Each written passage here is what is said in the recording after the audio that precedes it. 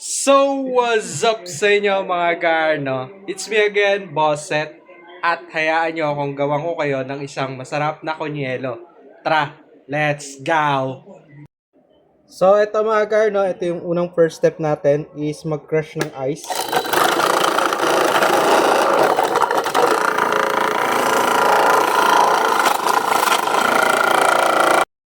Then mga gar, proceed tayo sa next step. Ilagay natin yung ice natin dito sa baso. Alright.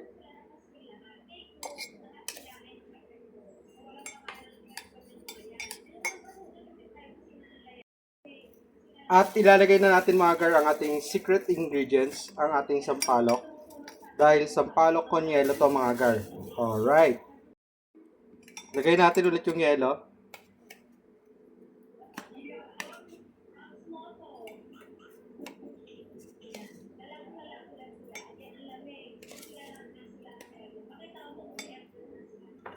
Ang ating sampalok ulit mga gar.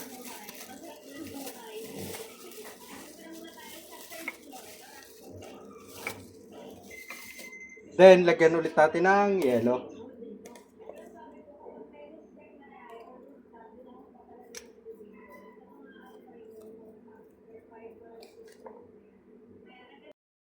Saka natin lalagyan mga gar ng gatas, no? Alright. At dagdagan ulit natin ng ice.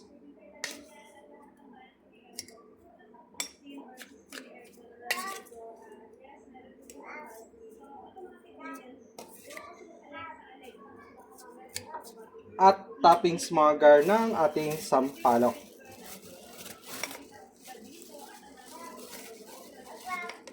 Oy.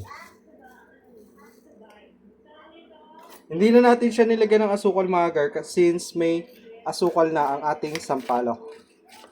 Then, mix lang natin. Ayan. At ready to go na ang ating sampalok con yelo. At eto na ang ating sampalok con yelo. Shush! Napakaangas! Eh! So, ayun mga gar, no? Ito na ang ating sampalok con yelo. Ayan. So, tara. Tikiman time. So, ilalas na natin yung sampalok natin mga gar kasi may mga buto-buto yan. Sabaw muna at yelo.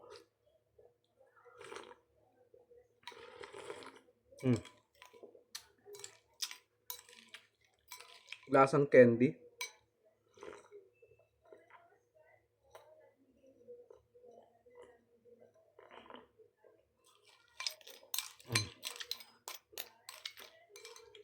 So, ito na yung sampalok natin.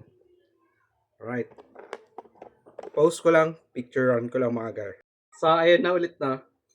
Kasi kanina hindi kita yung sampalok sa picture eh.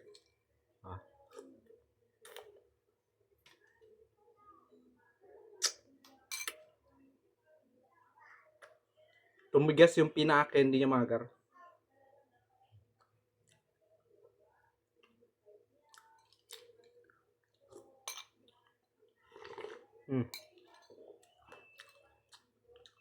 Tap.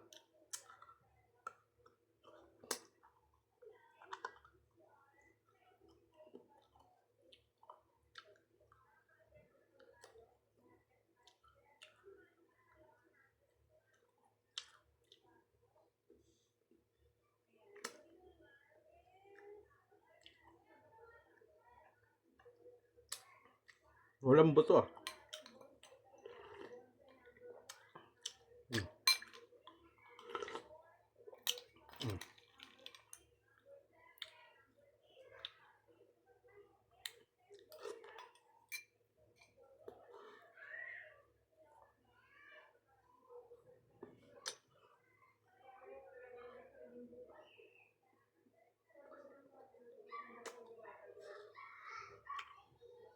Dahil ito may buto mga gar.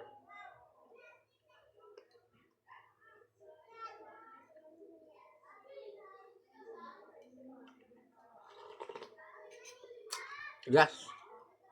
Bali, ubos na natin yung sabaw natin mga gar.